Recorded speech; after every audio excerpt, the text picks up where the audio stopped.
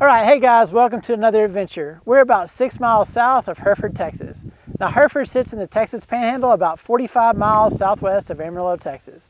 Now when you think Hereford, you normally think of Hereford cattle, or you think about the beef industry in general. But we're not here to talk about that. Even though I brought this really cool cow duck to leave behind, we're here to talk about this. This goes back to 1942. Now, if you have any ideas what Hereford, Texas, this building, this location has to do with anything in 1942, drop it in the comments before I reveal it. But before I do reveal it, don't forget to like and subscribe, leave me a comment, let me know what you think about my channel. It really helps it to grow. Okay, time's up. This building represents the last remnant of a prisoner of war camp that was built in 1942 and ready to house prisoners in 1943. But not just any prisoners, prisoners from Italy. So let's get on to today's adventure as we find out more about this prisoner of war camp.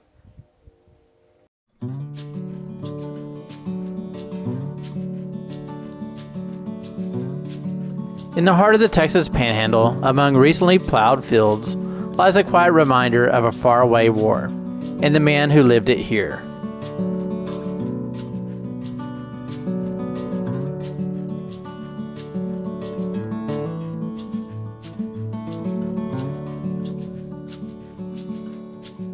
During World War II, the United States built POW camps across the country to house captured enemy soldiers. Texas alone hosted dozens of them. One of the largest was here, the Hereford Military Reservation and Reception Center.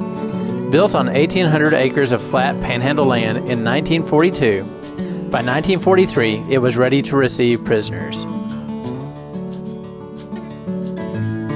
It wasn't a ghost town. It was a small, bustling world, brought to life by more than 5,000 Italian prisoners of war.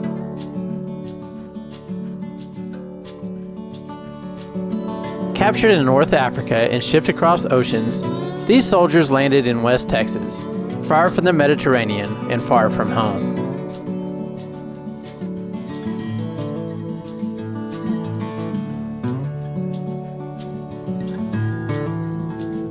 Life in camp was surprisingly structured. They ate, slept, worked, and sometimes even created. The prisoners weren't left idle. Many worked with local farmers, harvesting vegetables and helping agricultural labor, especially during labor shortages back home.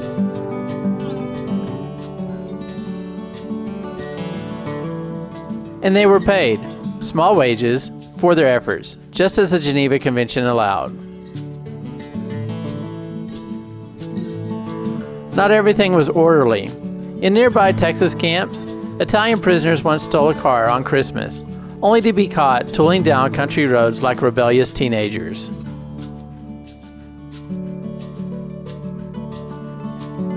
Despite uniforms and fences, these were young men missing home, missing family, and trying to make the best of a strange situation.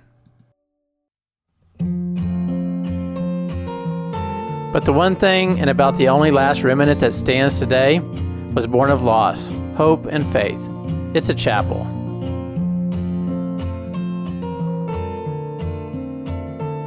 In 1945, a group of Italian POWs built a chapel, crafted with artistic skill, concrete made to look like marble, to honor comrades who died here.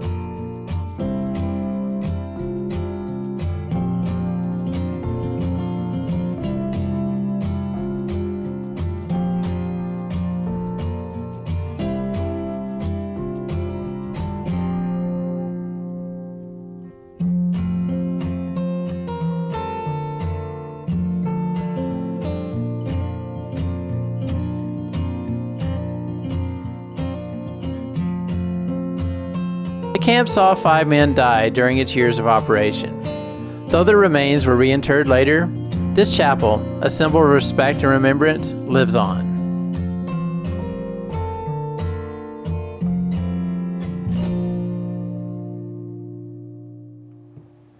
Inside were simple altars and plaques, poetry carved in brick and memory. During filming, I had the opportunity to meet a man by the name of Billy Stubbs. Thanks to his dedication, along with the efforts of the Slab family, this chapel was rescued from years of vandalism and neglect, and restored to the quiet grandeur you see today. But the story doesn't end at the camp gates. Artists among the prisoners were invited to paint murals at St. Mary's Catholic Church in nearby Umborger.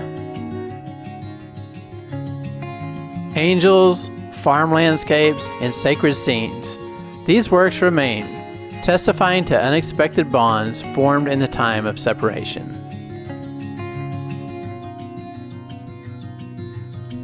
As World War II ended, so did the camp.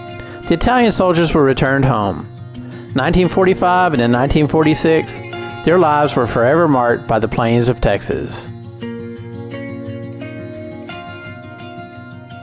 The camp itself vanished. Barracks sold to local towns were dismantled, but two landmarks remain: the water tower and the chapel. Hereford's story isn't just war history.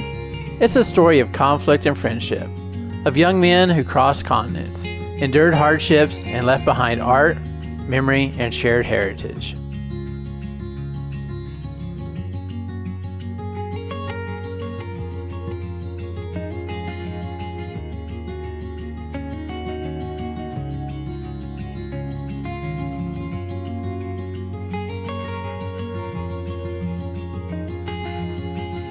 All right, this was a nice surprise. Usually I come out to these historical markers and I'm the only one here, but I got Brecken and, tell me your name again? Branson. Brecken and Branson. They showed up on their little 4x4 over here, and they were checking me out, asking what I was going to do. And I said, well, I'm filming a YouTube video. And so I'm going to give them some ducks. Your little sister's in the truck over here with their parents. So I'm going to give you all these ducks right here. Okay, y'all can check out my channel, okay? All right, guys, appreciate y'all coming out here. Y'all take care, okay? Okay. All right, we'll catch y'all next time. All right, hey guys, thanks again for joining me on today's adventure. It's really cool to have a family show up and visit with me a little bit to pass off some ducks. I found out their family owns and farms this entire land around this place, and so they look after it and take care of it, so that was really kind of cool. We still have one more duck to drop off, this little cow duck we talked about at the beginning. Let's go ahead and put it on this memorial representing the prisoner of war camp here in Hereford, Texas.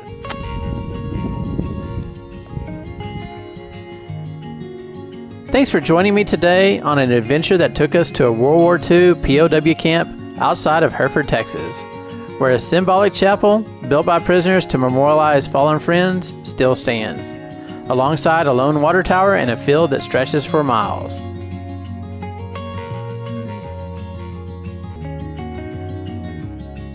If you enjoyed this video and want to help us grow, please like, subscribe, leave a comment, and share it with someone who loves history and adventure. Until next time, happy travels.